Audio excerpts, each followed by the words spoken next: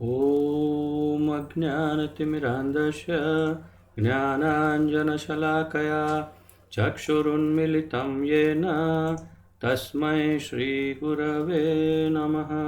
श्रीचैतन्यमनोभीष्टं स्थापितं येन भूतले स्वयं रूपकदा मह्यं ददाति स्वपदान्तिकं। वन्देऽहं श्रीगुरुं श्रीयुतपदकमलं श्रीगुरून् वैष्णवांश्च श्रीरूपं साग्रजातं सहगण रघुनाथान्वितं तं सजीवं साद्वैतं सावधूतं परिजनसहितं कृष्णचैतन्यदेवं श्रीराधाकृष्णपादान् सहगण ललिता श्रीविशाखान्वितांश्च। हे कृष्ण करुणा सिन्धो दीनबन्धो जगत्पते गोपेश गोपिकान्त राधाकान्त नमोऽस्तुते। तप्त कांचन गौरांगी राधे वृंदावनेश्वरी वृषभानुसुते देवी प्रणमामि हरिप्रिये। वाञ्छाकल्पतरुभ्यश्च कृपा सिन्धुभ्य एव च पतितानां पावनेभ्यो वैष्णवेभ्यो नमो नमः। अनन्तकोटि वैष्णववृन्द की जय। नमो ओं विष्णुपादाय कृष्णप्रेष्ठाय भूतले श्रीमते जयपताका स्वामिन् इति नामिने। नमो आचार्यपादाय निताय कृपाप्रदायने गौरकथाधामदाय नगरग्रामतारिणे। नमः ओं विष्णुपादाय कृष्णप्रेष्ठाय भूतले श्रीमते भक्तिवेदान्त स्वामिन् इति नामिने। नमस्ते सारस्वते देवे गौरवाणी प्रचारिणे निर्विशेषशून्यवादी पाश्चात्यदेशतारिणे। जय श्री कृष्ण चैतन्य प्रभु नित्यानंद श्री अद्वैत गदाधर श्रीवासादि गौर भक्त वृंद। हरे कृष्ण कृष्ण कृष्ण हरे हरे हरे राम राम राम हरे हरे। हरे कृष्ण कृष्ण कृष्ण हरे हरे हरे राम राम राम हरे हरे। हरे कृष्ण कृष्ण कृष्ण हरे हरे हरे राम राम राम हरे हरे। तो इतनी बार बताने के बावजूद भी अभी तक राज और गौरांग दो जन समझ नहीं पाए कि किस तरह से हाथ रखने चाहिए जब हम हरे कृष्ण महामंत्र बोलते हैं। ये मैं कम से कम नहीं तो भी 25वीं बार ये कह रहा हूँगा कि जब ऐसे हाथ रखते हैं तो ये आशीर्वाद मुद्रा है कि आप सब हमसे छोटे हैं, आप सबका कल्याण हो, आशीर्वाद। और जब ऐसे हाथ रखते हैं तो बहुत कंटाला आ रहा है, बोर हो रहा है, क्या करूं, ये उसकी मुद्रा है। और जब इस प्रकार ऐसे हाथ रख करके सीधे हाथ रखे जाते हैं तो ये मुद्रा एक छोटे से बच्चे की मुद्रा है जो अपनी माँ को पुकारता है कि मुझे उठा लीजिए। तो अपने हाथ की मुद्रा से मनस्थिति का परिचय मिलता है कि हमारी मनस्थिति मनोदशा क्या है। कि अभी तो टाइम है, अभी तो अब हमणा रहवा दो भाई। तो अपने हाथों से परिचय मिलता है, इसलिए हाथों को देखना चाहिए। राज, ये लास्ट टाइम, नेक्स्ट टाइम मैं देखता हूँ कि अब तुम्हारे हाथ कैसे रहते हैं। ठीक है, हाथ उठाओ, दिखाओ करके। हाँ अभी ठीक है।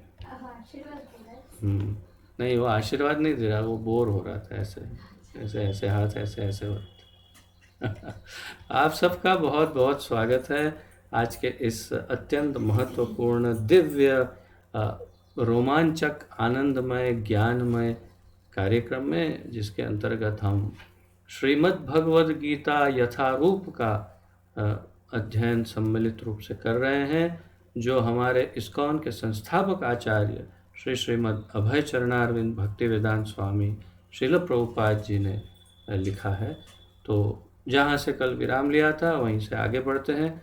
आप सबको स्मरण है कि हम अभी प्रथम अध्याय का अध्ययन कर रहे हैं एवं प्रथम अध्याय में श्लोक 38 तक 38 श्लोकों तक की हमारी यात्रा संपन्न हुई है और आज 39वें श्लोक से आगे बढ़ते हैं। मुख्य रूप से अब तक जो 38 श्लोकों में जो भी चर्चाएं हुई उसका सार इस प्रकार है। मुख्य रूप से कल की जो चर्चा थी या परसों से लेकर तो उसमें हम देख चुके हैं कि भगवान ने रथ को दोनों सेनाओं के मध्य जा कर के स्थापित किया और फिर वहाँ से अर्जुन ने निरीक्षण किया और फिर जैसे ही अपने स्वजनों को देखा तो एक अत्यंत करुणामय शुद्ध भक्त का हृदय जैसे द्रवित हो जाता है, होना चाहिए, उसी प्रकार उसका हृदय द्रवित हो गया। जैसे होना चाहिए वैसे उसका हृदय द्रवित हो गया और उसने भगवान से कहना आरंभ किया कि देखो ये इन सबको मार कर क्या फ़ायदा, कुछ मुझे नहीं लगता है ये हमें करना चाहिए। और फिर क्यों नहीं करना चाहिए, तो उसके पीछे धर्म के कई कारण अब तक बता चुके हैं अर्जुन, और अभी तो जारी रहेगा, बहुत लंबा लेक्चर है। तो आज प्रयास करेंगे, आज ये पूरा प्रथम अध्याय समाप्त करें थोड़ी स्पीड में, और अर्जुन बस बताते ही रहेंगे।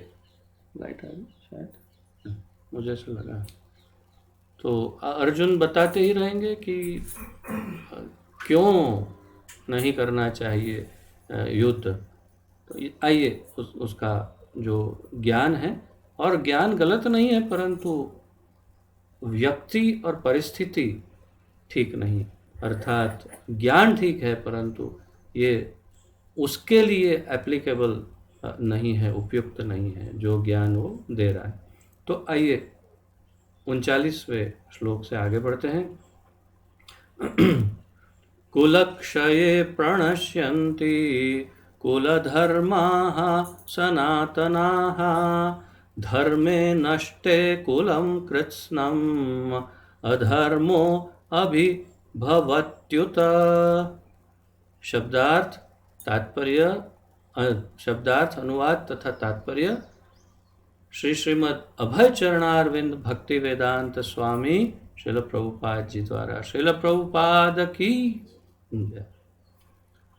कुलक्षय, कुल का नाश होने पर, प्रणश्यन्ति विनष्ट हो जाती है, कुल धर्माः पारिवारिक परंपराएं, सनातनाः शाश्वत, धर्मे धर्म, नष्टे नष्ट होने पर, कुलम कुल को, कृत्स्नम संपूर्ण, अधर्मः अधर्म, अभिभवति बदल देता है, उत कहा जाता है।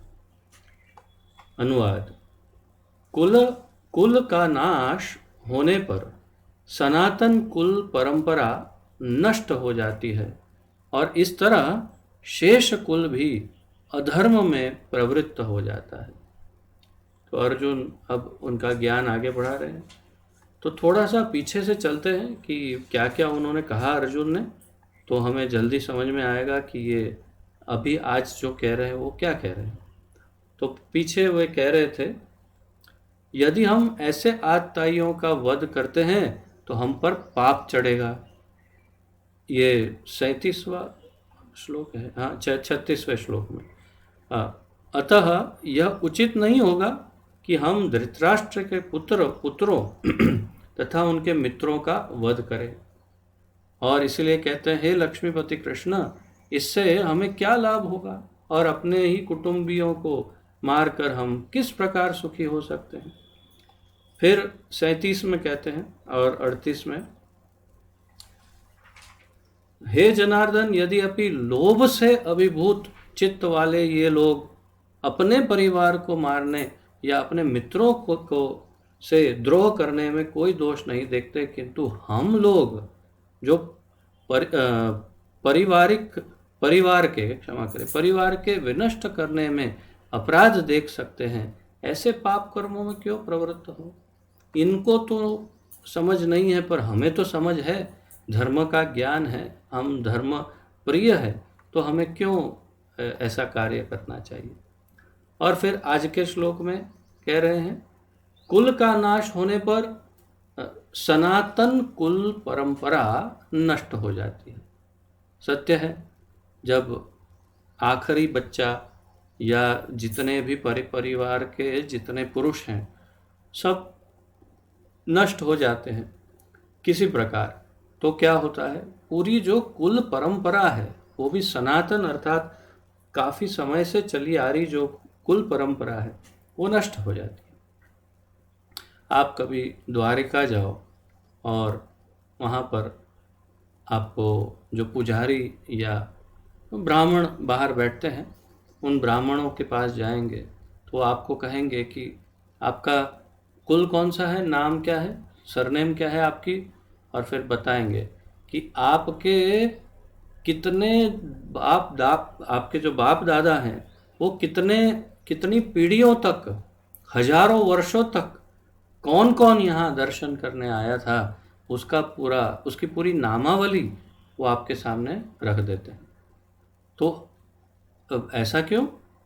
उसका ये अर्थ हुआ कि उनके भी पूर्वज यही कार्य कर रहे थे, और हमारे पूर्वज जब दर्शन करने गए तो वहाँ पर उन्होंने अपना नाम लिखवाया, और वहाँ पर वो नामावली से पता चलता है कि हमारी बहुत बड़ी लंबी चौड़ी परंपरा है, बहुत ही पुराना कुल है, कितने क्या क्या क्या बाप दादाओं के नाम हैं। तो तात्पर्य यह है कि हर एक कुल की एक एक परंपरा सनातन परंपरा है।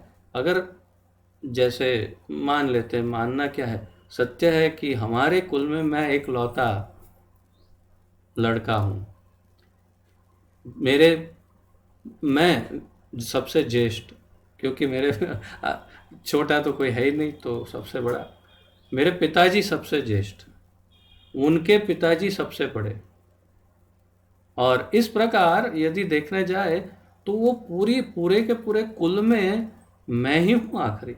और अब स्वाभाविक है, मेरे तो आप सभी मेरे बच्चे हो, और इसलिए हमारी वो जो भौतिक परंपरा है वो अब यहीं पर विराम लेने वाली है।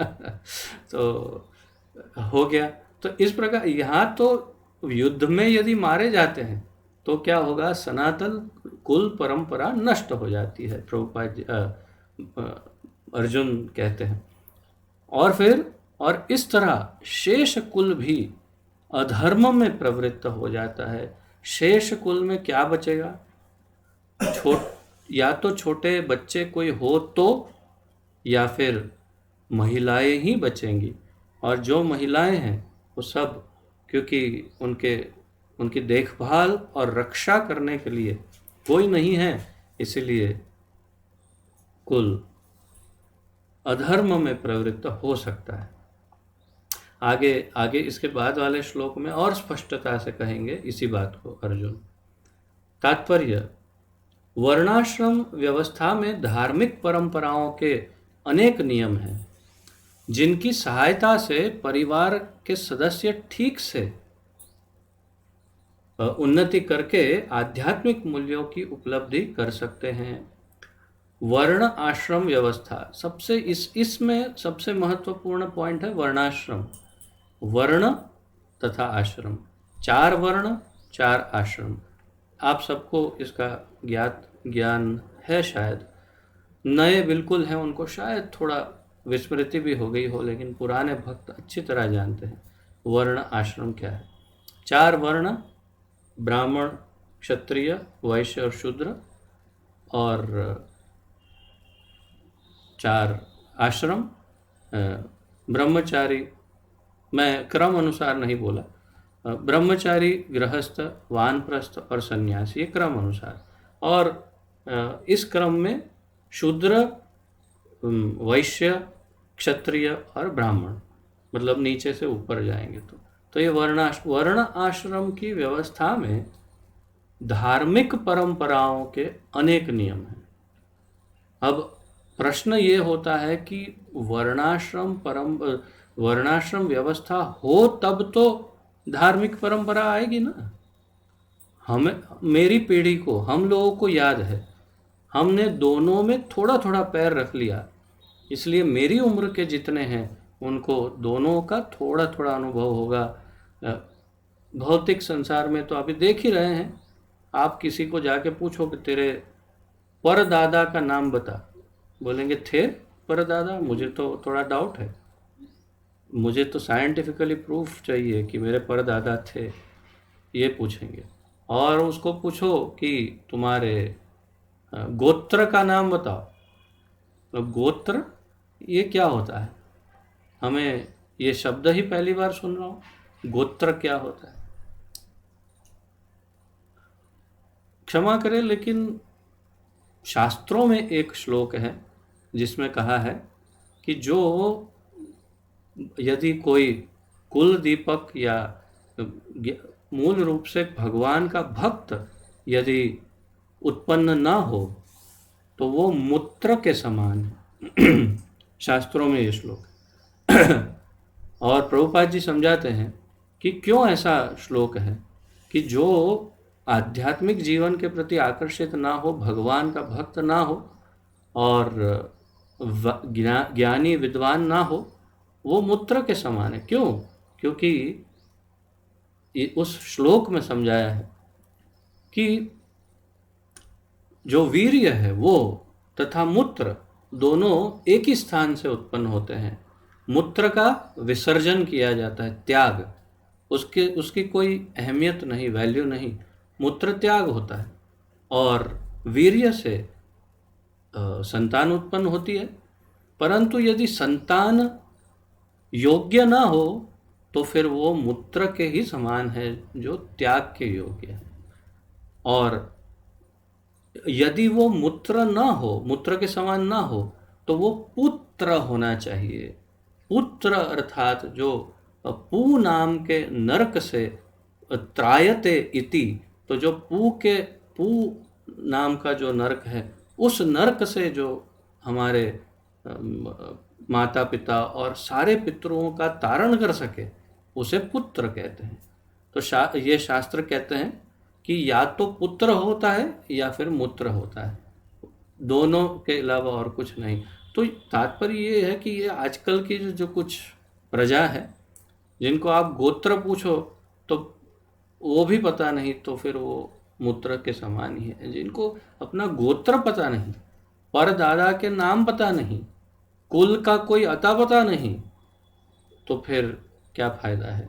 और सबसे बड़ी मज़े की बात यह है, ऐसे कई वीडियो है यूट्यूब में कि आप उनको पूछो भगवान रामचंद्र के कितने भाई थे, बोलेंगे रामचंद्र के एक भाई था। कौन? लक्ष्मण। अच्छा, चलो इतना तो पता है, बाकी और का पता नहीं। अच्छा। फिर पूछेंगे कि बोलो मंदोदरी कौन थी, तो कहेंगे रावण की बहन। अरे वाह वाह वाह वाह। उनको पूछेंगे कि सुग्रीव कौन थे, बोले हनुमान जी के पुत्र। ऐसे ऐसे उत्तर देते हैं। उनको न हमारे शास्त्रों का पता, न रामायण के बारे में ज्ञान, भगवत गीता तो दूर, और महाभारत का भी क्या कहना। ऐसे कई वीडियो हैं यूट्यूब में जिसमें आप देखेंगे कि कम से कम 100-150 लोगों को पूछते हैं ये सब प्रश्न, और मुश्किल से गिनती के 2-3 शायद ठीक से जवाब दे पाते हैं। ये है आजकल की प्रजा। तो फिर इसमें धर्म की कहाँ बात आएगी, वर्ण आश्रम की बात कहाँ से आएगी। जन्म कलौ शूद्र संभव, कलयुग में सारे के सारे शूद्र ही हैं। क्यों? न उन्हें धर्म का ज्ञान, न उनकी कभी योग्य रूप से प्रशिक्षण न मिला है, न दीक्षा हुई है, न कोई धर्माचरण करते हैं। और घर में पूजा पाठ करते हैं। कैसे करते हैं? पिताजी को देखते हैं, 2 अगरबत्ती ली, जलाई, और एक जगह से गोल घुमाना आरंभ किया, तो गोल घुमाते घुमाते घुमाते घुमाते घुमाते सामने बीवी आ गई तो उस पर भी 2 गोल घुमा दिया, और घुमाते घुमाते निकलते चले, और फिर एक जगह पर जाके आलू पे डाल दिया। आलू होता है ना, आलू के ऊपर डाल देते हैं ये अगरबत्ती। क्या हुआ? पूजा की, मैंने पूजा कर ली। हम बेटा देखता है, वाह ये तो बहुत सरल पूजा है, पिताजी मैं भी अब पूजा करूँगा। वाह बेटा, तो मेरा नाम रोशन करेगा। तो और फिर वो भी वही काम करता है, गोल गोल घुमाना। तो ये धर्म और इस प्रकार का आध्यात्मिक उत्थान हमारे इस भारत का है। और हमारे फिर इतने महान प्रधानमंत्री और इतने बड़े बड़े महान महान हमारे सब चीफ मिनिस्टर, ये मिनिस्टर वो मिनिस्टर, चीफ, कभी कभी लगता है कि चीफ की चीफ मिनिस्टर है, समझ में नहीं आता क्या सिखाते हैं। आप देख सकते हैं कहाँ धर्म की बात, कहाँ धर्म का प्रशिक्षण। और विदेशों में देखिए एक के बाद एक यूनिवर्सिटियों में अब भगवद गीता आदि हमारे धर्म शास्त्रों का अध्ययन आरंभ करते जा रहे हैं। विदेशी हमसे लेके जा रहे हैं, हमारी संस्कृति हम पागल जैसे होते जा रहे हैं, बिल्कुल भूलते जा रहे हैं कि हमारा मूल धर्म क्या है। तो फिर यहाँ वर्णाश्रम व्यवस्था में धार्मिक परंपराओं की जो बात कर रहे हैं प्रभुपाद जी, आजकल तो उसे देखना तो संभव ही नहीं है। न वर्ण है और न आश्रम है, कुछ भी नहीं है। कब कौन से समय कौन से आश्रम में होगा कहना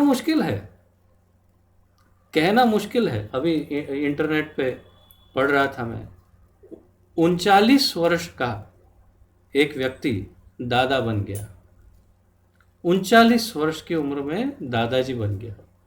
तो वो कौन सी उम्र में कौन से आश्रम में रहा होगा, क्या बता सकते हैं। तो भाई वर्ण आश्रम की तो हालत ही खराब है आज के युग में। परंतु मूल रूप से उस समय वर्ण आश्रम व्यवस्था में धार्मिक परंपराओं के अनेक नियम होते थे या हैं, जिनकी सहायता से परिवार के सदस्य ठीक से उन्नति करके आध्यात्मिक मूल्यों की उपलब्धि कर सकते हैं। वर्णाश्रम व्यवस्था का कारण क्या है, क्यों वर्ण आश्रम व्यवस्था थी और या तो होनी चाहिए। वर्ण आश्रम व्यवस्था से सार रूप में आध्यात्मिक मूल्यों की उपलब्धि होती थी। मूल हेतु वर्णाश्रम का आध्यात्म ही था। आध्यात्मिक उन्नति, आध्यात्मिक प्रशिक्षण और आध्यात्मिक गंतव्य अर्थात कि भगवान की प्राप्ति, वो ही मूल उद्देश्य था, जो आज है ही नहीं। इसलिए वर्णाश्रम की जरूरत नहीं, न भगवान की जरूरत न वर्णाश्रम की जरूरत। परिवार में जन्म से लेकर मृत्यु तक के सारे संस्कारों के लिए वयोवृद्ध लोग उत्तरदायी होते हैं। जन्म से लेकर मृत्यु तक के सारे जो भी संस्कार होते हैं उसमें मूल जो रोल होता है वो वयोवृद्ध लोग। आप साउथ इंडिया का कल्चर देखें, अभी तो वहाँ भी शायद बदल ही चुका होगा, परंतु साउथ इंडिया, दक्षिण भारत में जो घर के बूढ़ी औरतें, बूढ़े लोग जो हैं, वो कितना शास्त्रों का ज्ञान, कितना धर्म का ज्ञान, और किस तरह से पूरे परिवार के जो भी उत्सव हैं आदि सबको करते थे। और अब क्या है, अब तो बूढ़े भी व्हाट्सएप में घुस गए। अब बूढ़ों के पास भी एक ही कार्य है, व्हाट्सएप, और कोई दूसरा न वर्ण, न आश्रम, न धर्म, न पूजा, न पाठ, नहीं कुछ। बस ये एक ही संस्कृति रह गई है, व्हाट्सएप संस्कृति। तो किंतु इन वयोवृद्धों की मृत्यु के पश्चात संस्कार संबंधी पारिवारिक परंपराएं रुक जाती है और परिवार के जो तरुण सदस्य बचे रहते हैं वे अधर्ममय व्यसनों में प्रवृत्त होने से मुक्ति लाभ से वंचित रह सकते हैं। प्रभुपाद जी समझाते कि उस समय जो सब ज्ञानी जो वयोवृद्ध थे, अचानक यदि उनकी मृत्यु हो गई तो फिर आगे का सब धर्म कार्य और प्रशिक्षण कौन देगा। तो थोड़ा सा गड़बड़ हो सकती थी और पूरा परिवार फिर डिस्टर्ब हो जाता। और फिर क्या हो जाता, जो सदस्य बचे रहते हैं जिनको अभी तक प्रशिक्षण पर्याप्त नहीं मिला, तो वो अधर्ममय व्यसनों में प्रवृत्त होने से मुक्ति लाभ से वंचित रह सकते हैं। अब ये तो तय ही है, समझो कि आज की इस प्रजा में किसकी मुक्ति होनी है।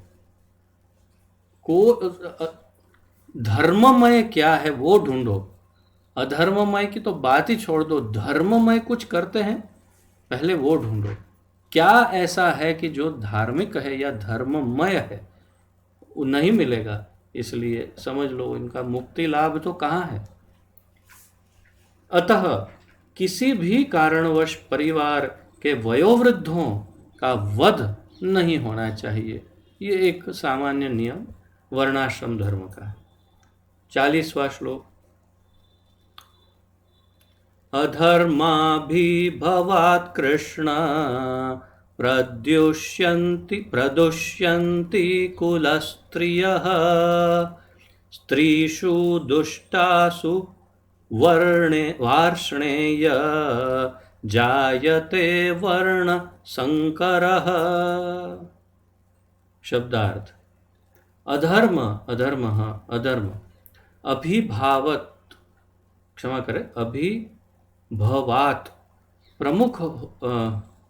प्रमुख होने से, कृष्ण हे कृष्ण, दुष्यंती दूषित हो जाती है, कुल स्त्रियः कुल की स्त्रियां, स्त्रीषु स्त्रीत्व के, दुष्टासु दूषित होने से, वार्ष्णेय हे वृष्णि वंशी, जायते उत्पन्न होती है, वर्ण संकर अवांछित संतान।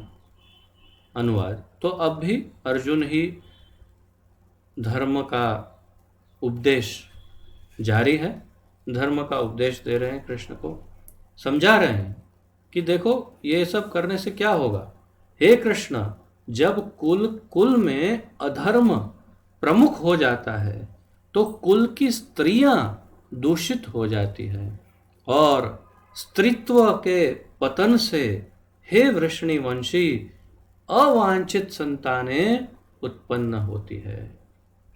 तो उनका भय अनुचित बिल्कुल नहीं है, एकदम परफेक्ट उनका एनालिसिस है। उनका जो उन्होंने जो इसमें जो तारण वो कर रहे हैं कि हाँ ऐसा होने से ये होगा, एक इससे समीकरण जिसे कहते हैं, ये करने से ऐसा होगा, इससे ये होगा, उससे ये फल मिलेगा। तो उनका ये इक्वेशन बिल्कुल परफेक्ट है कि यदि घर के बूढ़े और जो अग्रणी हैं, अग्रज, वो सब यदि मारे जाएंगे तो जो बचे हुए सदस्य हैं वो अधार्मिक हो जाएंगे। उनके अधार्मिक होने से घर में जो वातावरण है वो पूरा दूषित हो जाएगा और अधार्मिक हो जाएगा, और घर का वातावरण अधार्मिक होने से घर की जो स्त्रियां हैं वो दूषित हो सकती है, और उनके दूषित होने से वर्ण संकर प्रजाति उत्पन्न हो सकती है, अर्थात कि अयोग्य संतानें उत्पन्न हो सकती है। अब ये सब चर्चा करने से पहले मैं आपको बताऊं कि योग्य संतान किसको कहते हैं। एक विवाहित स्त्री और पुरुष के मध्य जब क्या कहते हैं उसको, एस्ट्रोलॉजी को, ज्योतिष विद्या के अनुसार कुंडलियां देख करके योग्य समय निकाल करके उस समय के उस योग्य समय मिलन के योग्य समय को निकाल करके उससे पूर्व उनका गर्भाधान संस्कार यज्ञ किया जाए, जिसमें सब मिलकर के एक यज्ञ करें और फिर गर्भाधान के लिए उस पति पत्नी को जो भी उसका यज्ञ का फल या यज्ञ भाग उन्हें प्रसाद उन्हें दिया जाए, और फिर उन्हें बताया जाए कि ये समय आपके गर्भाधान का है। और फिर हमारी संस्कृति के अनुसार बाहर बैठ कर के भक्त संकीर्तन करते हैं और फिर गर्भाधान होता है, और तब जो संतान उत्पन्न होती है वो योग्य संतान कहलाती। तो आप समझ लीजिए कि हम में से शायद ही कोई योग्य संतान है। क्यों? क्योंकि हम इस संस्कृति के, इस इस धार्मिक परंपरा के अनुसार उत्पन्न नहीं हुए। अब अधिक मैं क्या कहूँ, आप सब समझदार हैं, परंतु तो फिर वर्ण संकर प्रजाति क्या होती है? तो इसकी तो बहुत बड़ी लंबी लिस्ट है, परंतु जो धार्मिक रूप से उत्पन्न ना हो वो भी एक प्रकार से वर्ण संकर कही जा सकती है। हम पर तो ठाकुर जी की सब पर दया है, इसलिए हम सब भक्ति में लग गए, अन्यथा जन्म ना जाए ते शूद्र, हम सब, या कलौ शूद्र संभव, हम सब शूद्र ही उत्पन्न हुए हैं, इसमें कोई शंका नहीं। तो तात्पर्य प्रभुपाद जी समझाते हैं, जीवन में शांति, सुख तथा आध्यात्मिक उन्नति का मुख्य सिद्धांत मानव समाज में अच्छी संतान का होना है। जीवन में शांति कब मिले, सुख कब मिले और आध्यात्मिक उन्नति कब हो? तो प्रभुपाद जी के अनुसार मूल सिद्धांत गृहस्थ जीवन का, गृहस्थाश्रम का मूल सिद्धांत है अच्छी संतान का उत्पन्न होना। और जब अच्छी संतान उत्पन्न होती है तो शांति, सुख तथा आध्यात्मिक उन्नति तीनों मिल जाते हैं। और यदि ये नहीं मिल रहे हैं तो समझ लेना चाहिए कि संतान में योग्यताएं नहीं है। वर्ण आश्रम धर्म के नियम इस प्रकार बनाए गए थे कि राज्य तथा जाति की आध्यात्मिक उन्नति के लिए समाज में अच्छी संतान उत्पन्न हो। तो जब गर्भाधान संस्कार से और फिर आगे एक एक जब उत्पन्न हो जाए तो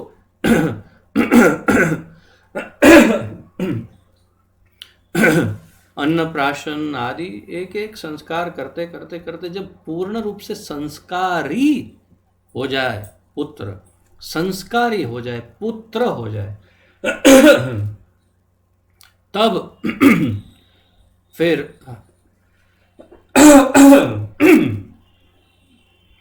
वह समाज के लिए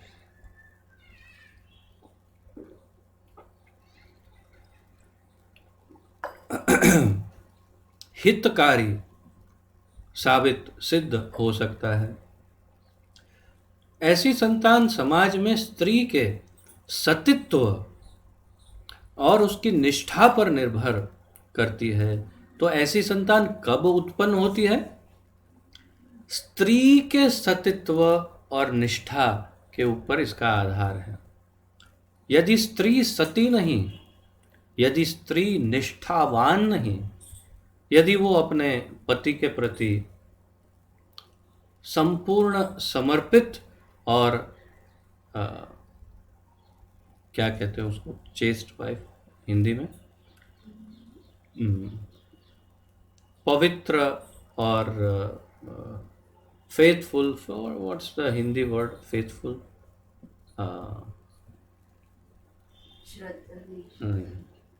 फेथफुल क्या कहते हैं, ईमानदार थोड़ा सा लो वर्ड है, बट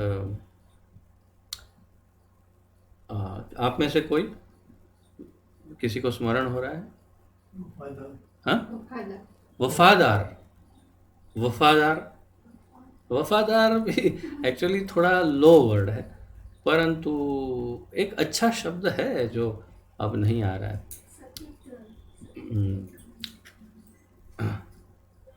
सो एनीबडी, कोई किसी को स्मरण हो रहा है? एनी हाउ, फेथफुल, किसी ने हाथ यहाँ उठाया है।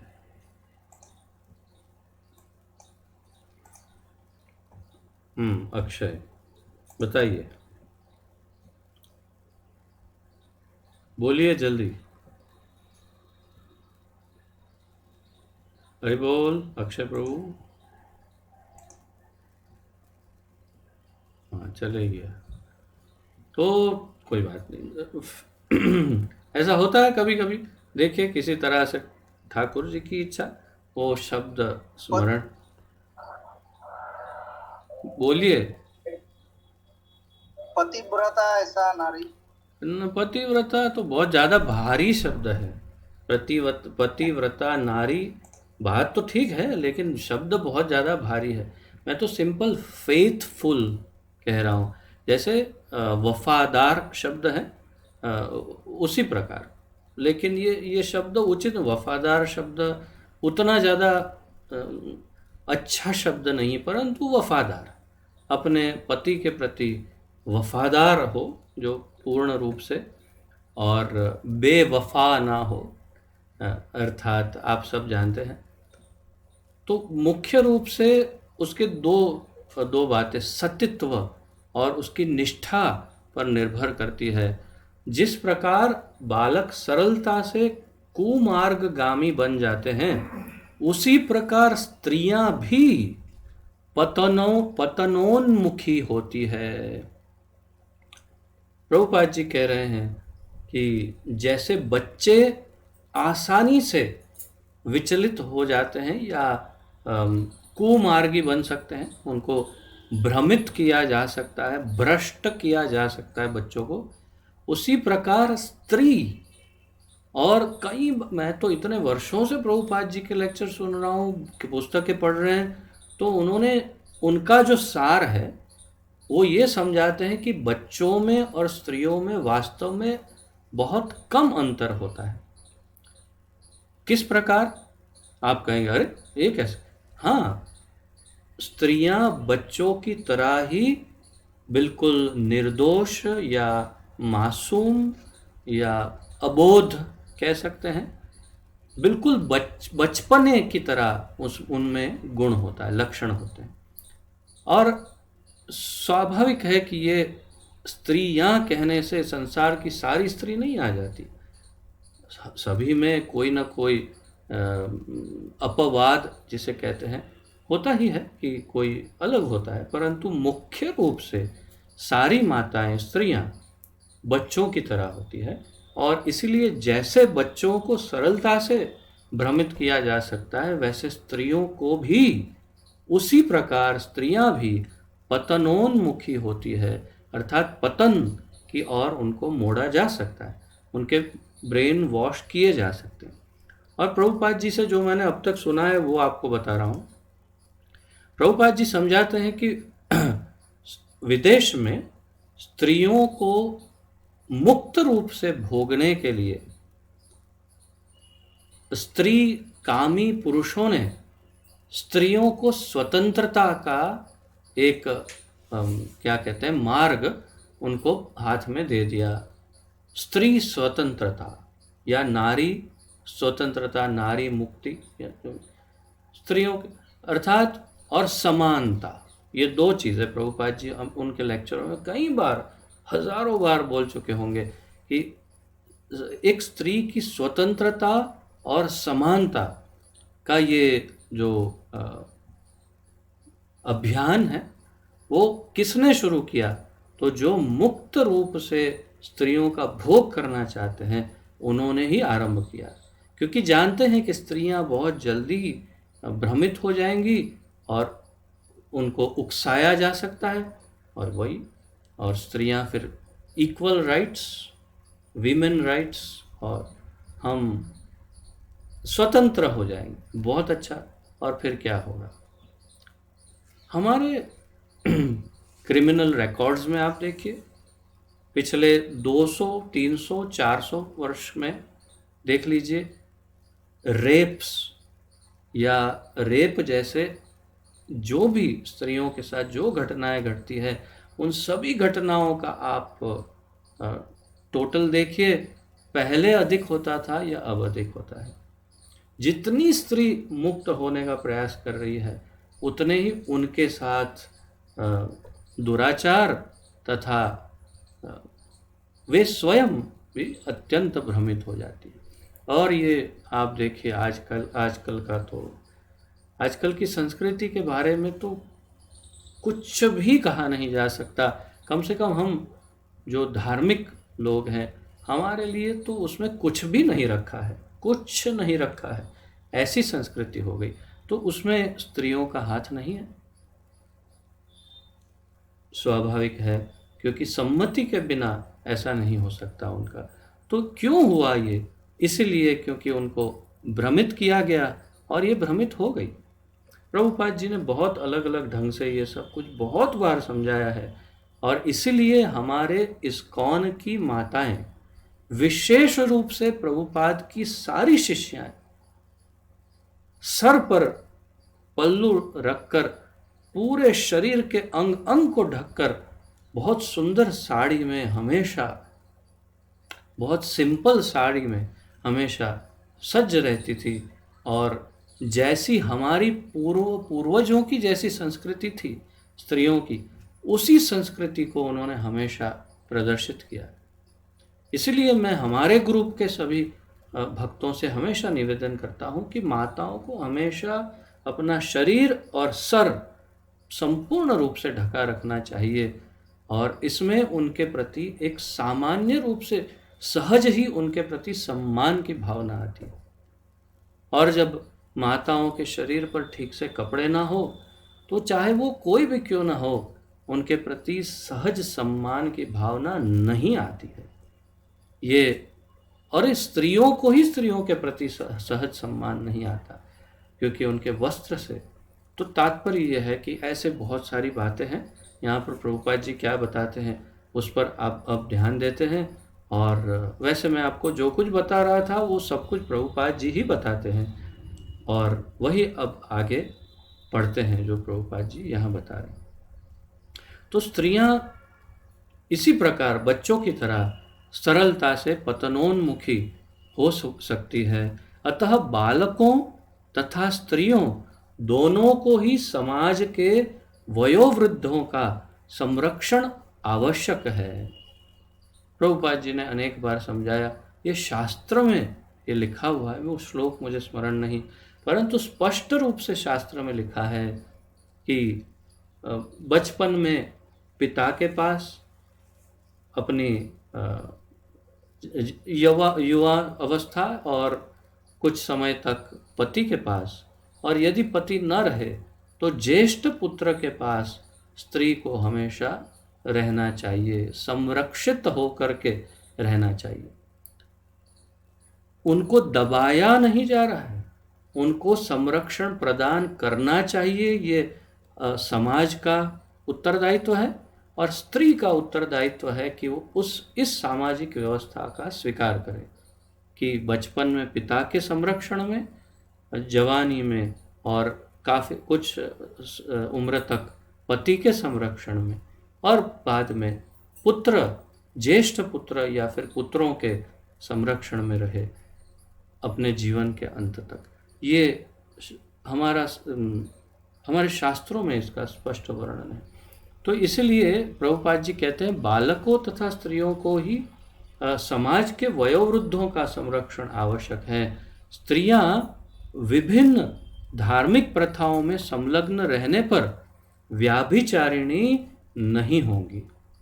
पहले के समय में इतनी धार्मिक प्रथाएं थी, इतनी धार्मिक प्रथा, आप शादी में देखो तो एक सप्ताह तक चलता रहता है कुछ न कुछ। क्यों?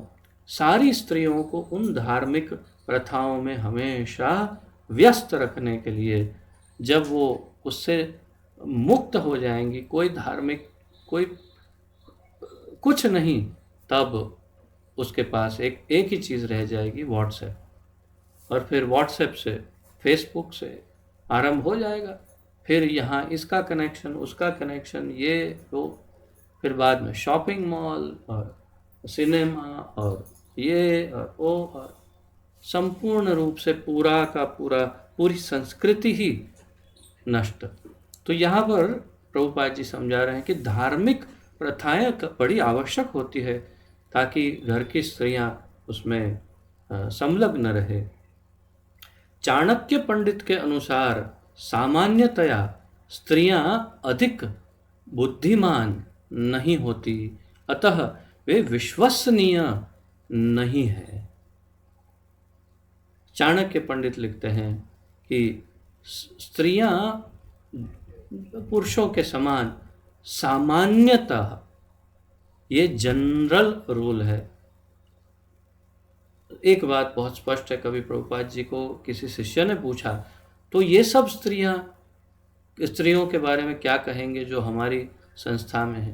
प्रभुपाद जी ने क्या कहते हैं उसे, बिना झिझक, बेझिझक और तुरंत एकदम ऑन द स्पॉट उत्तर दिया कि ये सारी सामान्य स्त्रियां कहाँ है भाई, ये सब तो बहुत ही उन्नत भक्त हैं जो हमारे इस आंदोलन को आगे बढ़ाने के लिए मेरी सहायता के लिए आए, और ये सब शुद्ध भक्त हैं और इसलिए इनकी तुलना सामान्य स्त्रियों से नहीं की जा सकती।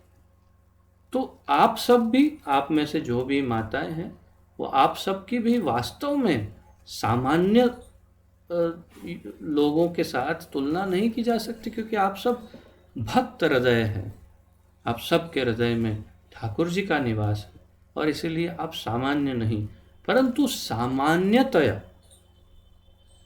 चाणक्य पंडित के अनुसार स्त्रियां अधिक बुद्धिमान नहीं होती, अतः वे विश्वसनीय भी नहीं होती, क्योंकि उनमें ये ज्ञान नहीं होता सही क्या, गलत क्या, उचित क्या, अनुचित क्या। बिल्कुल बच्चे ही समझ लो, जैसे बच्चे वैसी स्त्रियां, और इसीलिए वे विश्वसनीय भी, जैसे बच्चे विश्वसनीय नहीं होते, उन पर विश्वास नहीं कर सकते, वैसे माताएं विश्वसनीय नहीं होती, ऐसा चाणक्य पंडित का मत है। इसलिए उन्हें विविध कुल परंपराओं में व्यस्त रहना चाहिए, प्रभुपाद जी कहते हैं, और इस तरह उनके सतीत्व तथा अनुरक्ति से ऐसी संतान जन्मेगी जो वर्णाश्रम धर्म में भाग लेने के योग्य होगी। जब स्त्रियां सती होंगी, शुद्ध होंगी और प्रामाणिक होंगी, जो शब्द याद नहीं आ रहा था वो प्रामाणिक, तो अपने पति और समाज के प्रति प्रामाणिक जो होंगी वो दूषित नहीं होंगी, इसलिए उनके जो संतान होंगी वो भी अद्भुत, बहुत सुंदर वर्णाश्रम धर्म के योग्य संतान होंगी, जो पूरे समाज को हितकारी होंगी। ऐसे वर्णाश्रम धर्म के विनाश से यह स्वाभाविक है कि स्त्रियां स्वतंत्रता पूर्वक पुरुषों से मिल सकेंगी और व्याभिचार को प्रश्रय मिलेगा, जिससे अवांछित संतानें उत्पन्न होंगी। अगर स्त्रियां मुक्त हो गई घर से और स्वतंत्र हो गई, तो ये अत्यंत संभव है कि पुरुषों से मिलने के कारण कहीं ना कहीं वर्ण संकर प्रजा उत्पन्न हो सकती है। निठल्ले लोग भी समाज में व्यभिचार को प्रेरित करते हैं और इस तरह अवांछित बच्चों की बाढ़ आ जाती है, जिससे मानव जाति पर युद्ध और महामारी का संकट छा जाता है। कौन समझाएगा? कोरोना का कारण ये है वर्ण संकर प्रजाति ही कोरोना का कारण है, कौन समझाएगा? यही सत्य है, सोचना गंभीरता से, यही सत्य है। कोरोना और एड्स जैसी महामारियों के मूल में जाएंगे तो आप देखेंगे कि ऐसी जो भी छुआछूत से फैलने वाली जितनी बीमारियां, उनके मूल में वर्ण संकर प्रजाति ही उसका कारण है। तो 41वां श्लोक, शंकरो नरकायैव कुलघ्नानां कुलस्य च पतन्ति पितरो येषां लुप्तपिण्डोदकक्रियाः। शब्दार्थ, संकरः ऐसे अवांछित बच्चे नरकाय नारकीय जीवन के लिए एव निश्चय ही कुलघ्नानाम कुल का वध करने वालों के कुलस्य कुल के च भी पतंती गिर जाते हैं पितरः पितृगण ही निश्चय ही येषाम इनके लुप्त समाप्त पिंड पिंड अर्पण की उदक तथा जल की क्रिया क्रिया कृत्य कृत्य अनुवाद। अब ये कितना महत्वपूर्ण है देखिए। आप में से कई, आप में से नहीं, सामान्य जनता में से कई ऐसे हो सकते हैं जिनको इसके बारे में ज्ञान भी ना हो। मुझे भी कई वर्षों के बाद तो ज्ञान हुआ इसका कि ये क्या होता है। अवांछित संतानों की वृद्धि से निश्चय ही परिवार के लिए तथा पारिवारिक परंपरा को विनष्ट करने वालों के लिए नारकीय जीवन उत्पन्न होता है। ऐसे पतित कुलों के पुरखे पितृ गिर जाते हैं, क्योंकि उन्हें जल तथा पिंडदान देने की क्रियाएं समाप्त हो जाती है। ये पितरों को जल का तर्पण और पिंड, और जो हमारे श्राद्ध में उनको जो अर्पण किया है वो कौन करता है? आप देखिए समाज में अब तो लगभग बहुत कम होते जा रहे, तेजी से कम होते जा रहे लोग, और जो कर रहे हैं उनको भी पूर्ण रूप से ज्ञान नहीं है। हर श्राद्ध में पूछते हैं, हर श्राद्ध में उनको बताना पड़ता है, और हर श्राद्ध में भूल जाते फिर पूछते हैं, अरे प्रभु जी वो क्या करना होता है इसमें, किसको क्या दान देना होता है, कौवे को क्या क्या करना क्या। तो पितृ ऊपर से बोले मैं आता हूँ बताने, रुक तू, या तो फिर तुझे मेरे पास ही ले आता हूँ पितृलोक में, प्रेत बन जा, फिर तुझे समझाता हूँ कि किसको क्या खिलाना है।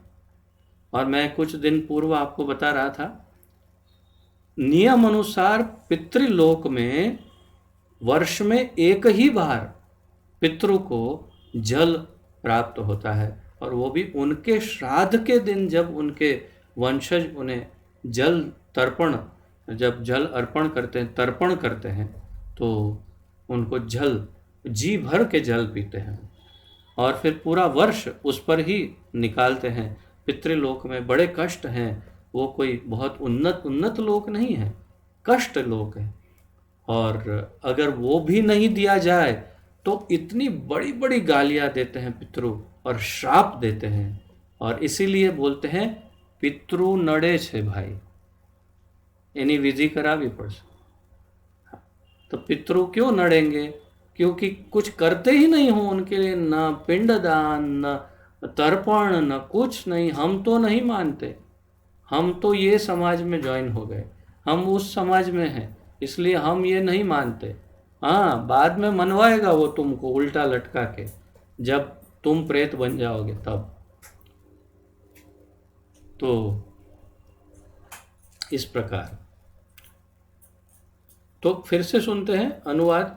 अवांछित संतानों की वृद्धि से, जब ऐसी अवांछित वर्ण संकर संतानें बढ़ती जाए, परिवार के लिए तथा पारिवारिक परंपरा को विनष्ट करने वालों के लिए नारकीय जीवन उत्पन्न होता है।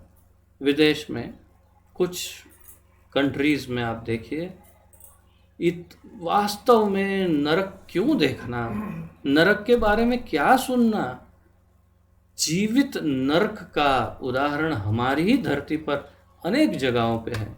ऐसा नारकीय जीवन जीते हैं कि हम बता नहीं सकते।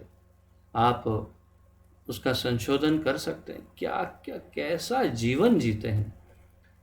ऐसे पतित कुलों के पुरखे अर्थात पितर लोग गिर जाते हैं। तो जो वर्ण संकर प्रजाति उत्पन्न हुई, उनका पितृ कौन? अब पिता का ही पता नहीं तो पितृ कौन है? और उस कुल के, जिस कुल में उत्पन्न हुए, उस कुल के पितृ भी गिर जाते हैं, अर्थात उनको पितृलोक से प्रेतलोक में चले जाना पड़ता है। मुझे जानकारी दी थी हमारे जब चाचा श्री, जब उन्होंने शरीर त्याग किया, तो पंडित जी ने बड़े विस्तार से सब समझाया था कि ये जो मंत्र है, मंत्र में पितृ को, आपके जो संबंधी है उनको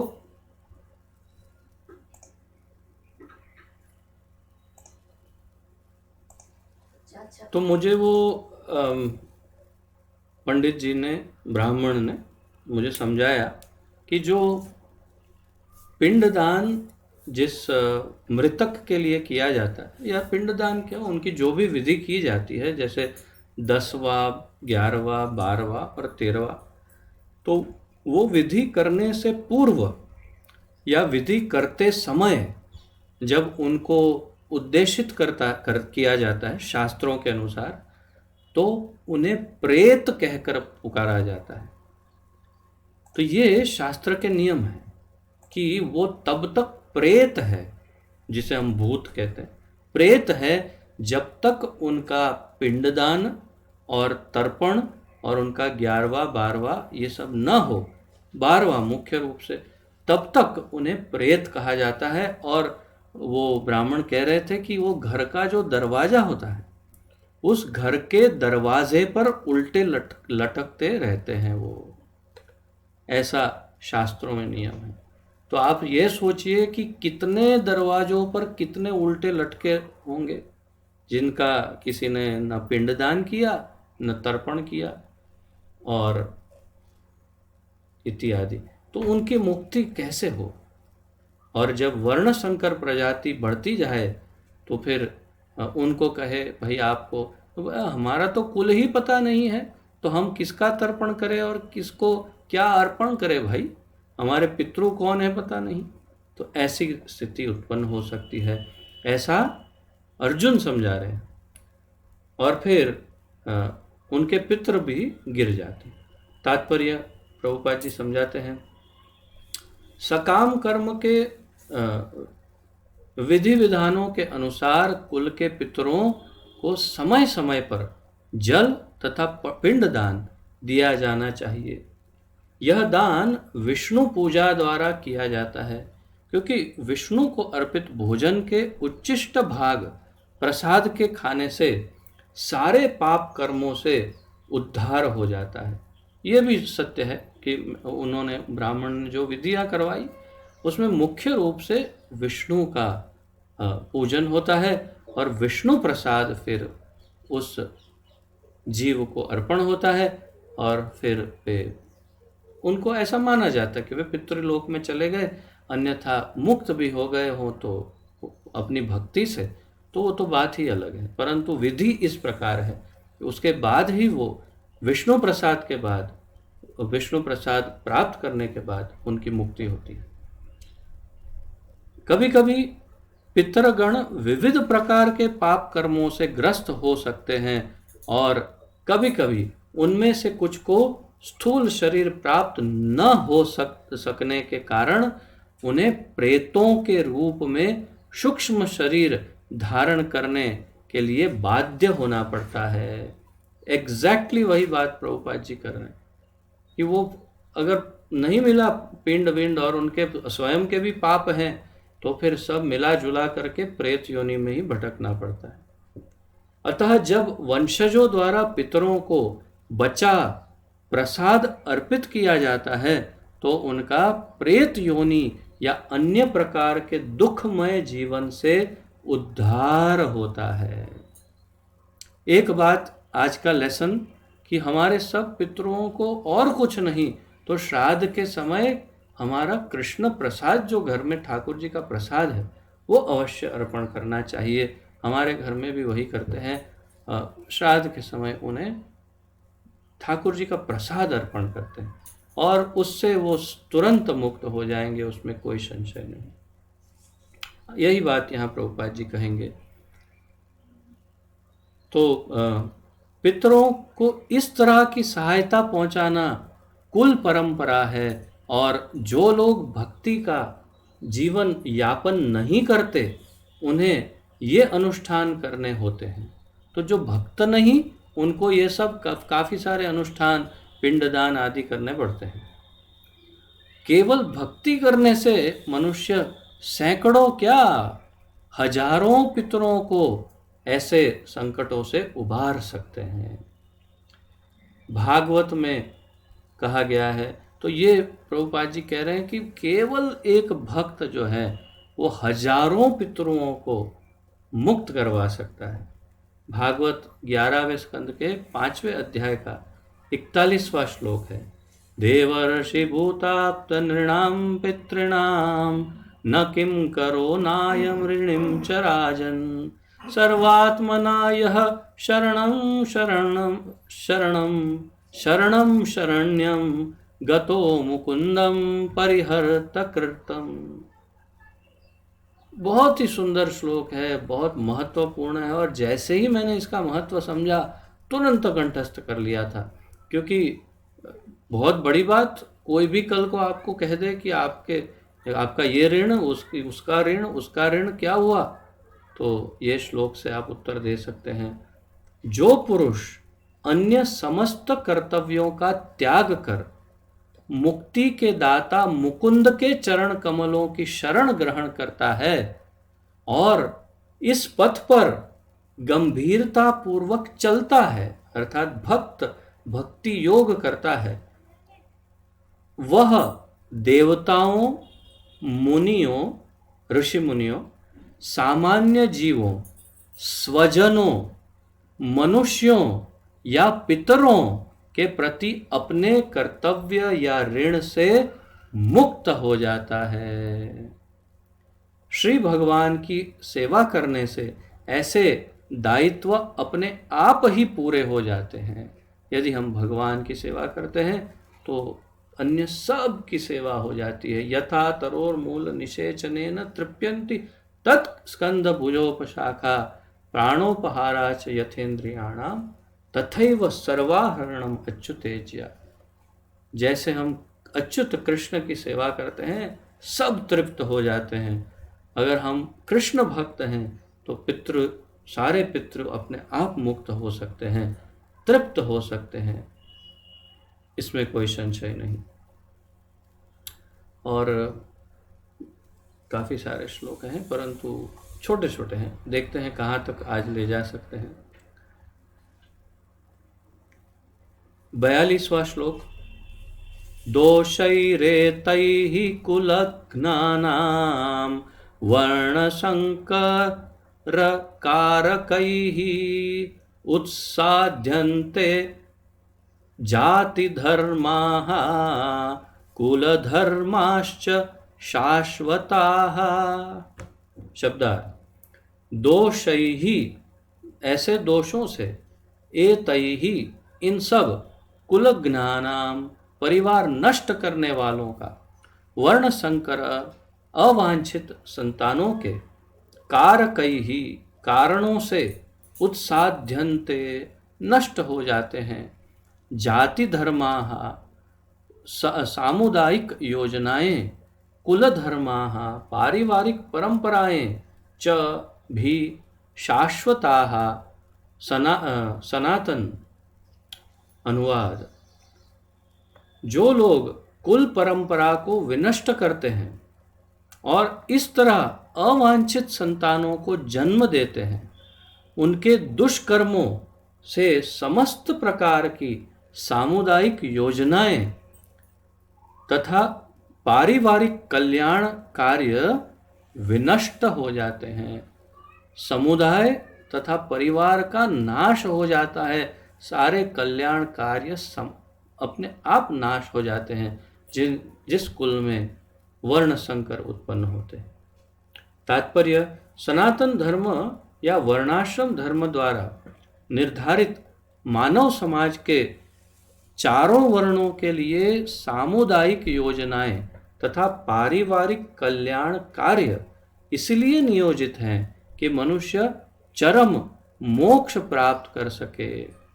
अतः समाज के अनुत्तरदायी नायकों द्वारा सनातन धर्म परंपरा के विखंडन से उस समाज में अव्यवस्था फैलती है।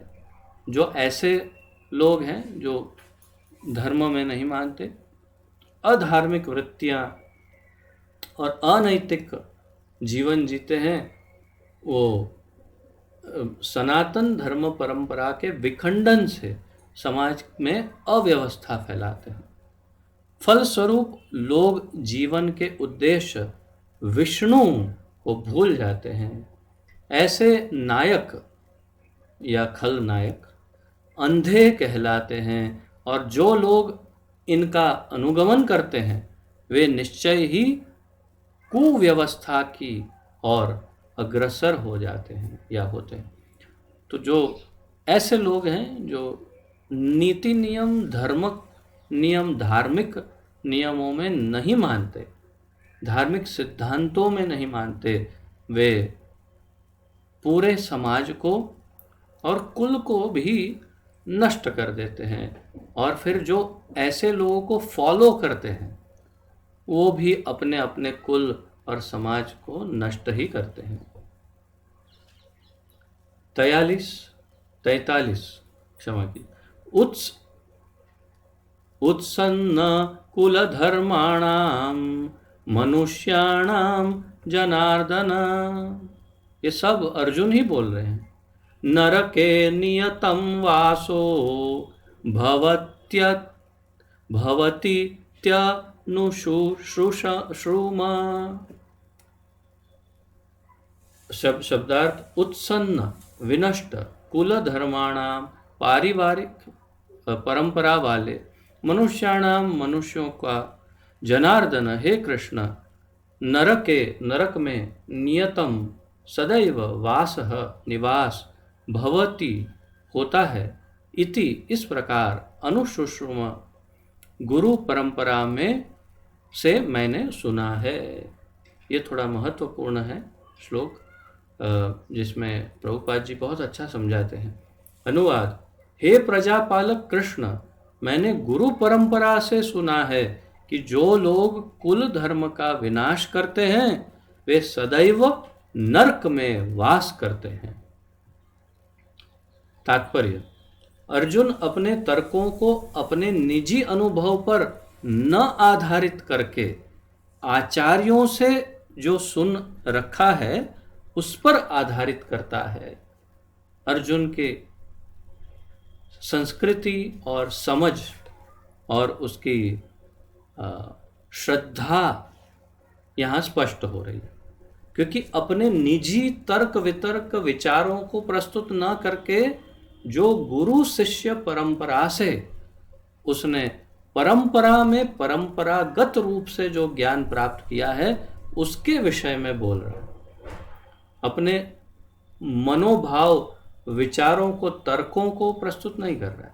अर्जुन ने इसलिए क्या कहा, जो मैंने गुरु शिष्य परंपरा से सुना वो मैं बोल रहा हूं।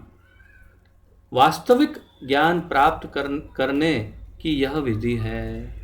जिस व्यक्ति ने पहले से ही ज्ञान प्राप्त कर रखा है उस व्यक्ति की सहायता के बिना कोई भी वास्तविक ज्ञान तक नहीं पहुंच सकता। तो प्रभुपाद जी कहते हैं ज्ञान प्राप्त करने की यही विधि है, शिष्य परंपरा, गुरु शिष्य परंपरा। और जो पहले से ज्ञान प्राप्त कर रखा है जिसने, वो उसकी सहायता के बिना कोई वास्तविक ज्ञान तक नहीं पहुंच सकता। तो जिसने गुरु शिष्य परंपरा से ज्ञान प्राप्त किया उसकी सहायता के बिना संपूर्ण और शुद्ध ज्ञान नहीं मिलेगा, अधूरा ज्ञान मिलेगा। वर्णाश्रम धर्म की एक पद्धति के अनुसार मृत्यु के पूर्व मनुष्य को पाप कर्मों के लिए प्रायश्चित करना होता है। जो पापात्मा है उसे इस विधि का अवश्य उपयोग करना चाहिए। ऐसा किए बिना मनुष्य निश्चित रूप से नरक भेजा जाएगा, जहां उसे अपने पाप कर्मों के लिए कष्टमय जीवन बिताना होगा। वही श्रीमद् भागवत के 6ठे स्कंद में 28 प्रकार के नरकों का वर्णन किया है, और सुखदेव गोस्वामी ने एक एक नरक में कौन किस नरक में जाता है, क्यों जाता है, वो सब वर्णन किया है। हम सुनेंगे या पढ़ेंगे तो डर लगेगा, बहुत डर लगेगा। मानना ऐसा लगेगा कि ये सब तो ये गलत हो, ऐसा कैसे हो सकता है। ऐसा मानना मानने को मन करेगा, क्योंकि हम जानते हैं ना हमने कब कब क्या किया है।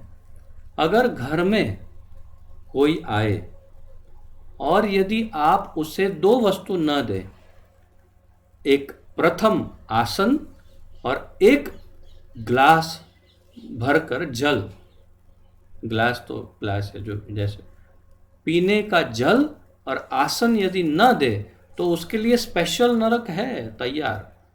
जिसने अपने मेहमान को ये दो वस्तु नहीं दी उसका नरक अलग है, उसे उस नरक में जाकर सड़ना पड़ता है। ऐसा ऐसे ऐसे बहुत सारे डर लग जाएगा, लगेगा कि अरे बाप रे, हम तो इसमें से बहुत सारों के लिए फिट हैं, एलिजिबल हैं, ऐसा लगेगा। तो लेकिन भक्त बने रहिए, तब फिर नरकगामी नहीं होना पड़ेगा, ये भी निश्चित है। 44 कितने हैं और श्लोक? 44, 45, 46 ही है ना, एक ही पेज अधिक है, जस्ट वन मोर पेज हो पाएगा, लेकिन 6:30 हो गए। या कल ले लेंगे, कोई बात नहीं, कल ले लेते हैं और आज यहाँ पर ही विराम लेते हैं। जल्दीबाजी करने का कोई प्रयोजन नहीं, सबको अपने अपने कोई ना कोई कार्य रहते हैं शाम को, तो फिर यहीं पर विराम लेते हैं और कल 44वें श्लोक से आगे बढ़ेंगे और 46 के बाद सीधा द्वितीय अध्याय आरंभ होगा। द्वितीय अध्याय में भी 11वें श्लोक से भगवद गीता का जो उपदेश है वो प्रारंभ होगा, जो कृष्ण आरंभ करेंगे 2.11 से। तब तक काफ़ी अर्जुन और कृष्ण के मध्य काफ़ी सारी चर्चाएं होती रहती है, ये सब हम पढ़ते रहेंगे। तो आइए आज यहाँ पर विराम ले लेते हैं और कल कौन सा वार है? फ्राइडे है, कल एकादशी भी है, जो भी हो कल आगे बढ़ेंगे।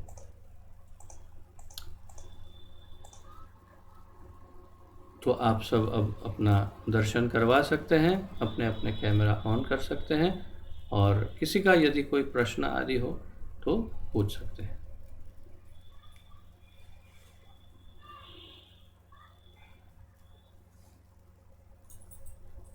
सनातन प्रभु और माता जी को साथ में देखकर अच्छा लग रहा है। हाँ माता जी बोलिए, बोलिए माता जी। हरे कृष्ण। हरे कृष्ण। હંમેશા એક પ્રશ્ન થાય છે કે આપણે જે આ પિતૃઓની વાત કરીએ છીએ ને, એ પિતૃઓ મતલબ કોણ હોય? આપણા તો જે પૂર્વજો જે બધા પહેલા મરી ગયા હોય, બધાનો તો પછી બીજો જન્મ તો ક્યાંનો ક્યાં થઈ જ ગયો હોય, તો પછી પિતૃલોકમાં કોણ પિતૃ બેઠા હોય? मतलब આપણા જે કહીએ ને આપણે એ પિતૃની વાત કરીએ। बहुत अच्छा प्रश्न है, बात सही है बिल्कुल कि माता जी का प्रश्न ये है कि अगर सामान्य रूप से कोई इतने भयानक कर्म नहीं किए हो तो कहीं ना कहीं जाकर या फिर कहीं न जाकर भी, और उनकी विधियां भी ठीक से हुई हो, तो फिर उनके कोई ना कोई दूसरे जन्म तो हो ही जाते होंगे, और तो फिर पितृलोक में हमारे कौन बैठे होंगे? माता जी का ऐसा प्रश्न है और उपयुक्त प्रश्न है, बहुत इंटेलिजेंट क्वेश्चन है। वास्तव में बात सही है कि जिन लोगों ने कोई विशेष पाप नहीं किए और पितरों को पूजा भी नहीं जिन्होंने, और जिनका योग्य पिंडदान आदि हो गया हो उनके मृत्यु के पश्चात, तो उनका कहीं ना कहीं दूसरे शरीर में जन्म हो चुका होगा। परंतु जिनका, जैसे प्रभुपाद जी ने तात्पर्य में समझाया कि जो स्वयं ही पाप कर्मी हो, जो अधर्मी पाप कर्मी ऐसे हो, उनके लिए फिर, और उनके पाप के अनुसार यदि इतने बड़े भी पाप ना हो और कुल में फिर कोई वर्ण संकर उत्पन्न हो गया हो, या तो फिर कोई अयोग्य संतान उत्पन्न हुई हो, जो वो अधर्मी हो संतान, तो उसके कर्मों के कारण भी और उस जीव के अपने कर्मों के कारण भी उसे पितृलोक में जाना पड़ सकता है। तो वो तो उसके कर्मों और उसकी संतान आदियों के जो वंशज हैं उनके कर्मों के ऊपर निर्धारित होता है। और प्रभुपाद जी ने दूसरी बात भी कही कि कोई पितृलोक में बैठा है परंतु उसके कुल में अगर कोई भक्त जन्म ले ले तो वो वहां से भी मुक्त हो जाता है, उसकी मुक्ति वहीं से भी हो जाती है पितृलोक से। इसलिए ये अ, हो सकता है कि कोई पितृ बैठे हो वहाँ पर, और कभी कभी पितृ बहुत अच्छे भी होते हैं जो अच्छी तरह से वहाँ बैठे हो और अच्छे जीव हो। कोई पितृ बड़े भयानक होते हैं जो वहाँ बैठे बैठे भी हमको नड़ते रहते हैं, इसको कहते हैं गुजराती में।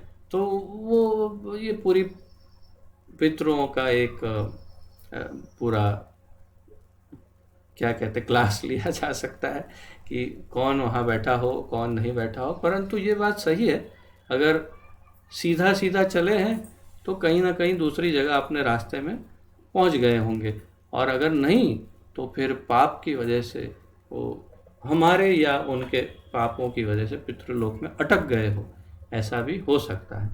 तो एक भक्त सारे पितरों को निश्चित रूप से वहाँ से मुक्त करा देता है, इसमें कोई संशय नहीं। इसलिए हमारे लिए इसमें ज़्यादा टेंशन की बात नहीं।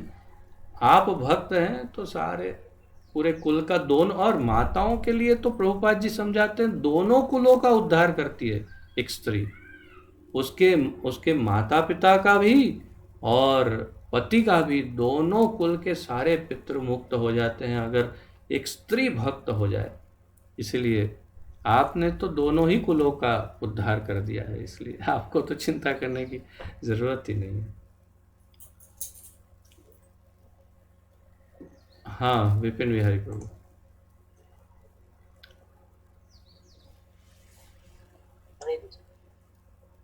प्रभु अभी ये बहुत सारी डेथ हो रही है, मृत्यु हो रही है, थोड़ा सा का माइक नजदीक रखिए। हाँ प्रभु जी, अभी बहुत मृत्यु हो रही है अभी। हम्म।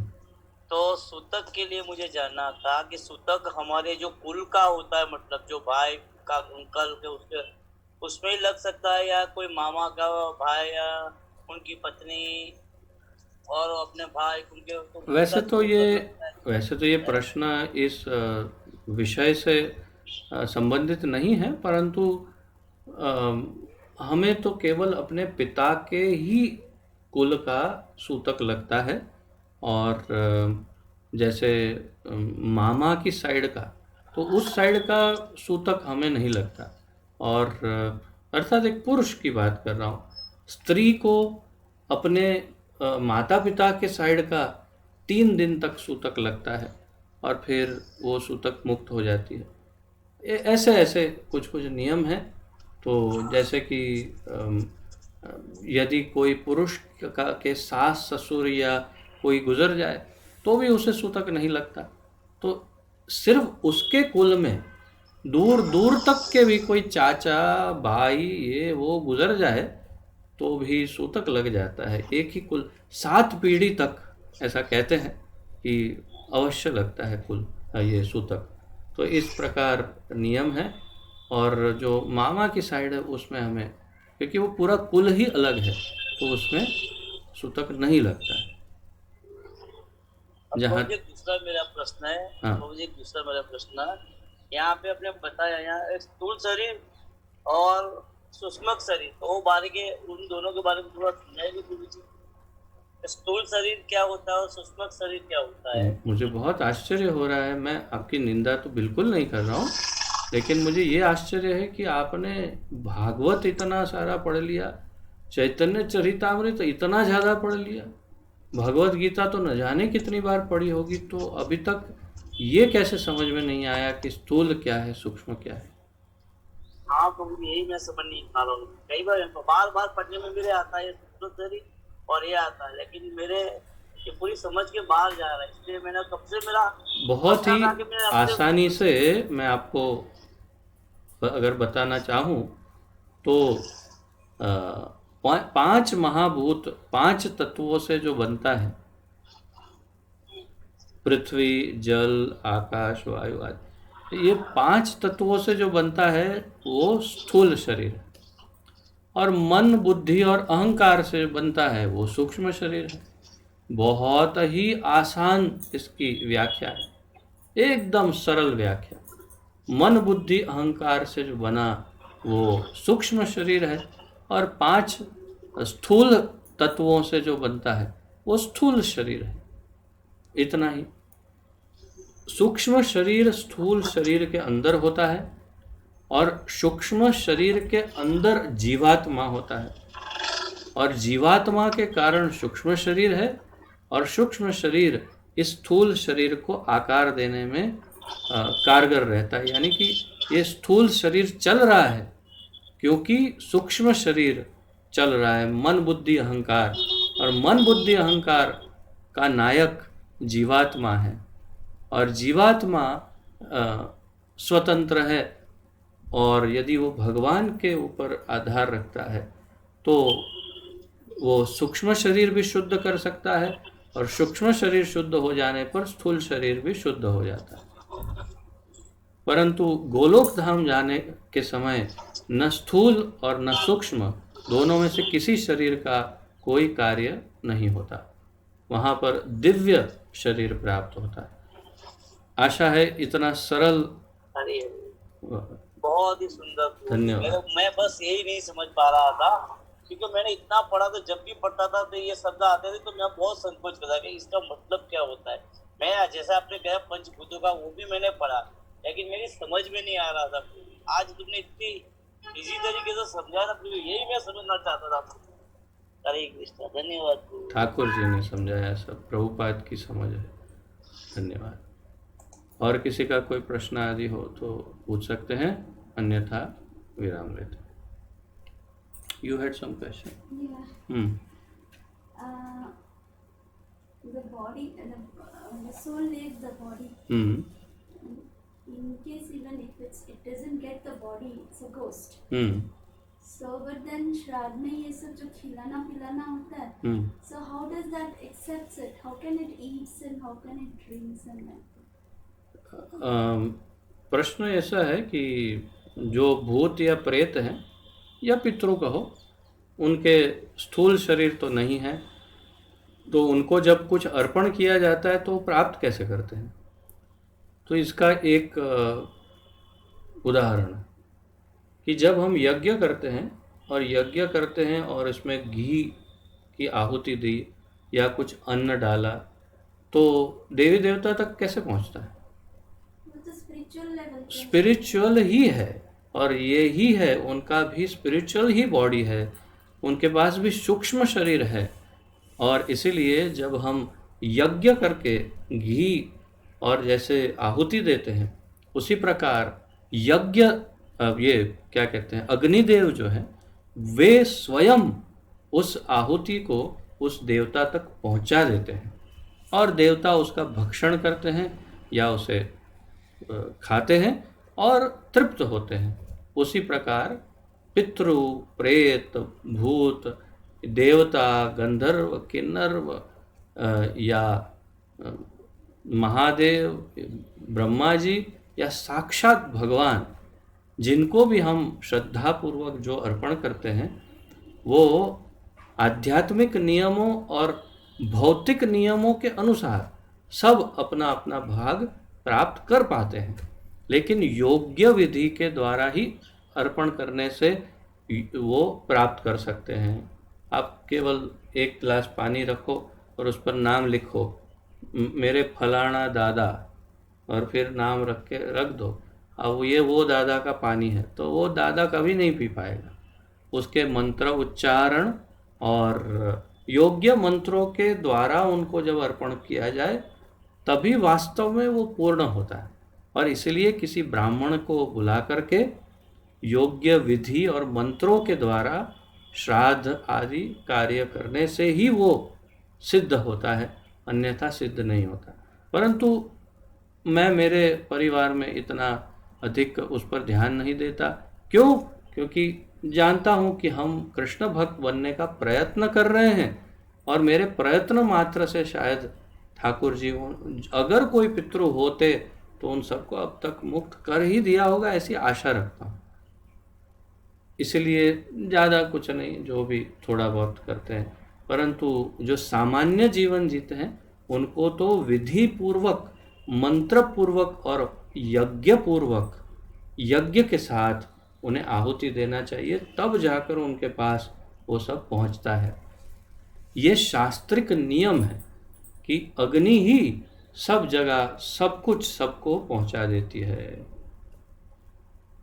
इस प्रकार उनके चाहे जो भी शरीर हो, ठीक है। And they got the spiritual body, they got the astral body, सूक्ष्म शरीर है उनके पास। अच्छा, ठीक है। और किसी का कोई प्रश्न?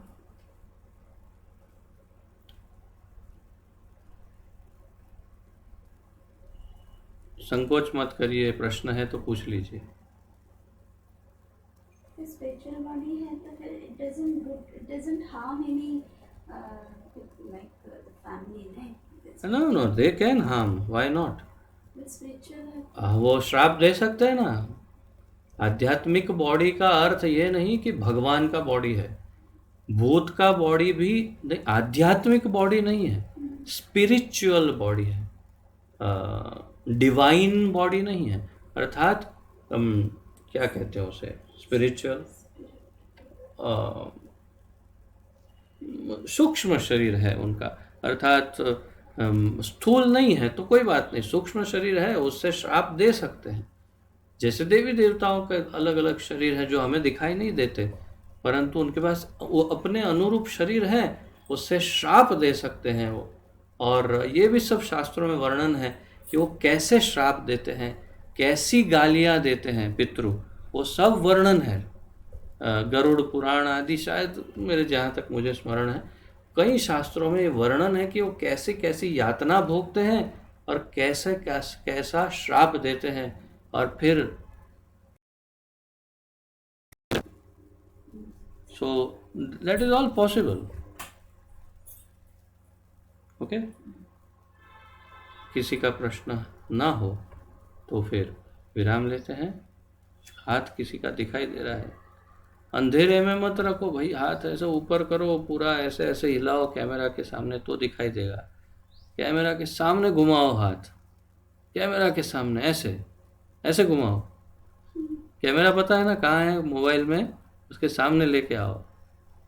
मैं छेड़ रहा हूँ, मैं देख रहा हूँ आप लोगों के हाथ, मैं आप लोगों को ऐसे ही छेड़ रहा हूँ। हाँ, अर्जुन प्रभु पूछिए क्या कहना है। राजेश प्रभु, उसके बाद आपका नंबर आएगा। मैं बोल रहा था जो आपने श्राद्ध के लिए जो बोला है, तो गुजराती में सावन महीने में श्राद्ध का महीना बोलते हैं, तो उसमें जोर से बोलिए। जैसा आपने श्राद्ध के लिए बोला ना, हाँ हाँ, तो गुजराती में सावन महीना को श्राद्ध महीना बोलते हैं, तो क्या पितृ का श्राद्ध वो सावन महीना में ही होता है क्या दूसरे टाइम? सुधर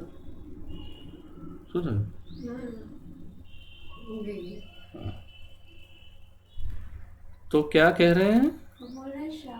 श्रावण महीना क्या? गुजराती में सावन महीना का जो श्राद्ध महीना बोलते हैं ना। एक मिनट, लेट हिम स्पीक। हाँ, तो फिर तो क्या करूं मैं उसका? सावन महीना को श्राद्ध, हाँ, तो वो मतलब श्राद्ध उसी टाइम पे होता है क्या जो आपकी आवाज बहुत कट रही है, रुक रुक के आती है आपकी आवाज। समझ में नहीं आ रहा है। गुजरात में श्रावण महीना में श्राद्ध आता है तो आता है, जिसमें आता है, और जो शास्त्र या परंपरा के अनुसार जो पालन हो रहा है वो हो रहा है। और क्या प्रश्न क्या है, समझ में नहीं आया। बस वही बोल रहा था, जो वो लोग पूरा सावन महीना में श्राद्ध का महीना बोलते हैं, पूरा श्रावण महीना श्राद्ध का महीना नहीं होता है। पूरा श्रावण महीना श्राद्ध नहीं होता। श्राद्ध का महीना श्राद्ध का महीना होता है, और वो श्रावण में आ जाता है तो वो अलग बात है। लेकिन ऐसा नहीं कि श्रावण महीना ही श्राद्ध महीना है, ऐसा नहीं है। जो भी हो, परंतु तात्पर्य ये है कि आपका प्रश्न इससे स्पष्ट नहीं हो रहा कि आप जानना क्या चाहते हैं, वो मुझे समझ में नहीं आया। जानना यही चाहते थे, जो मरने के बाद जो श्राद्ध किया जाता है वो सही है क्या? जो सावन महीने में श्राद्ध बनाते हैं ये लोग, ये सही है? वो मैं दोनों शास्त्र के सम्मत कर्मकांड के अनुसार जो है वो सब कुछ योग्य होता है। जितने भी गुजरात के ब्राह्मण हैं ये सारे के सारे बुद्धिहीन तो नहीं होंगे, है ना। तो उन्होंने जो कर्मकांड के अनुसार, शास्त्रों के अनुसार जो उपयुक्त है वही वो करवाते हैं। इतने सारे ब्राह्मण भ्रमित कैसे हो सकते हैं? इसलिए मान्यता नहीं है ये कर्मकांड के जो शास्त्र हैं उनके अनुसार वो श्राद्ध का महीना जो आता है उसमें भी तर्पण किया जाता है, तथा उनकी जो तिथि होती है उस पर भी तर्पण किया जाता है इस प्रकार। लेकिन जो तिथि चूक जाए वो श्राद्ध के महीने में उनका तर्पण दोबारा कर सकते हैं। हाँ राजेश प्रभु।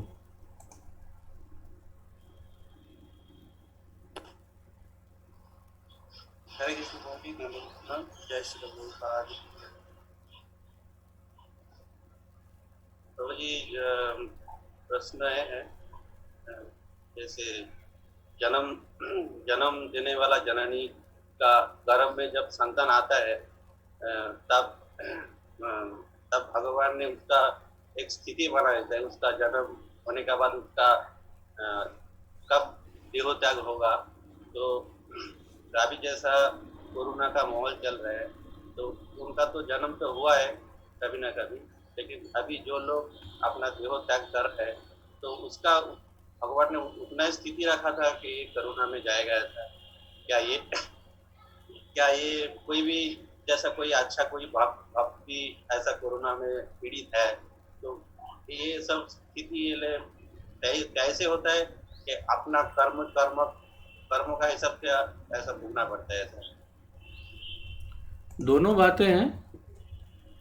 बातें हैं कि एक तो होता है प्रारब्ध, कि उसका जीवन काल जब समाप्त होता है तो होता है, चाहे कोरोना हो ना हो, कुछ भी हो, वो प्रारब्ध है उसका जीवन उतना ही है, एक बात। दूसरा, कभी कभी इस प्रकार की आदि दैविक आदि भौतिक ऐसी विपत्तियाँ, क्षमा करें, अधिदैविक अधि भौतिक ऐसी विपत्तियाँ आती है तो ये हो सकता है कि ये अधिदैविक विपत्ति हो कि एक साथ इतने सारे लोग, उसमें कई बार जीवन काल समाप्त नहीं भी हो तो भी मृत्यु हो सकती है, अकाल मृत्यु।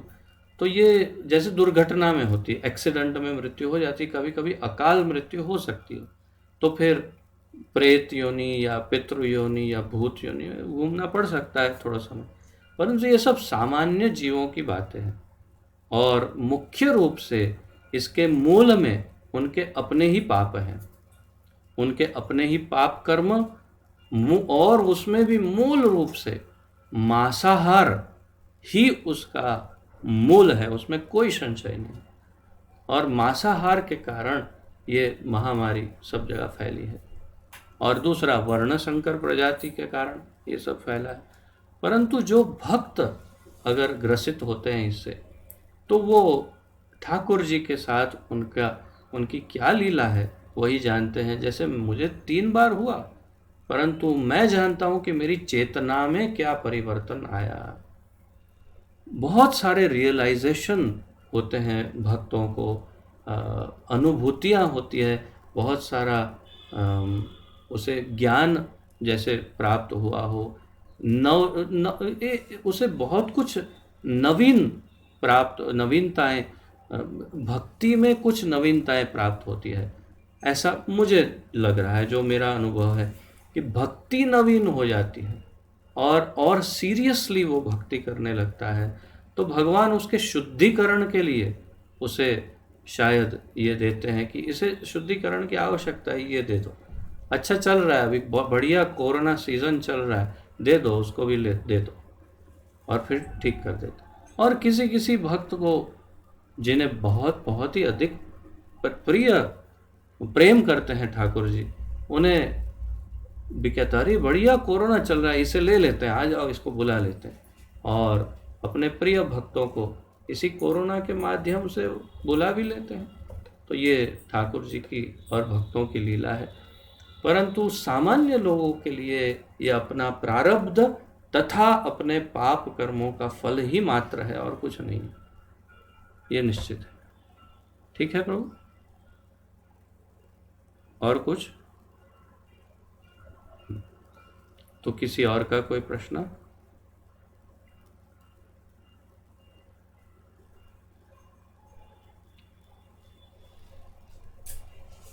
ठीक है, जैसे मैंने कहा, अगर हाथ दिखाना है तो ऐसे दिखाना, क्योंकि ऐसा ऐसा कुछ करेंगे तो समझ में नहीं आएगा दूर से। ठीक है, तो विराम लेते हैं। हाँ, आइए लो। अब जाते जाते याद आ गया कि पहले से ही याद आया था? पूछो।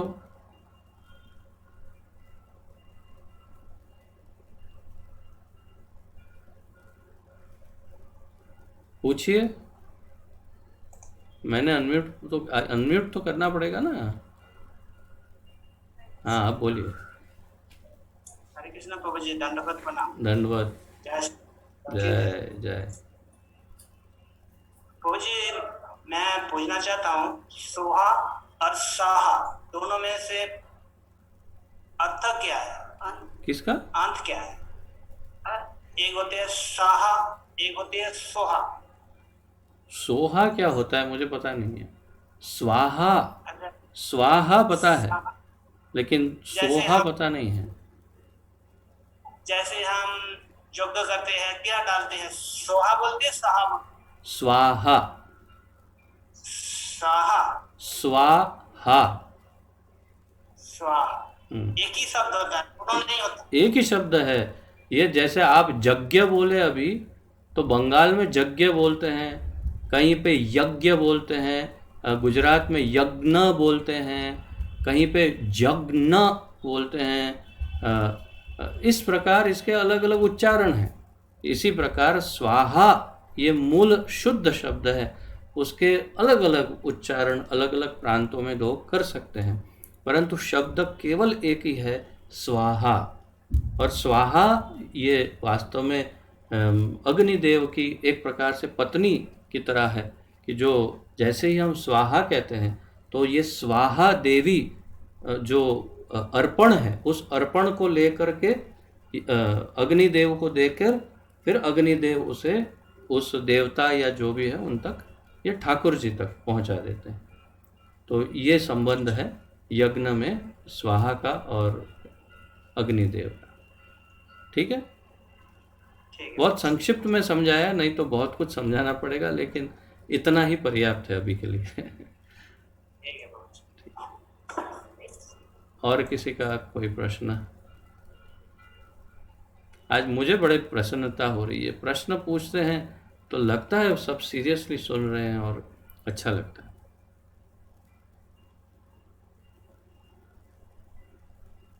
ठीक है, तो अब विराम लेते हैं।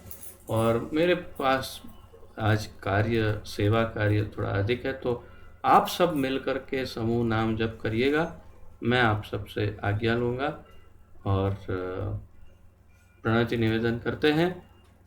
पतित पावन अभय चरणारविंद भक्ति वेदांत स्वामी श्रील प्रभुपाद की जय।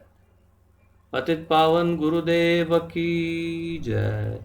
निताय गौर प्रेमानंदे। हरि हरि बोल।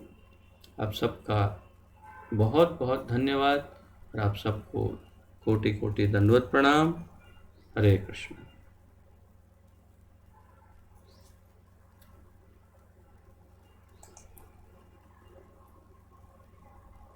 तो मैं समदर्शी प्रभु कहाँ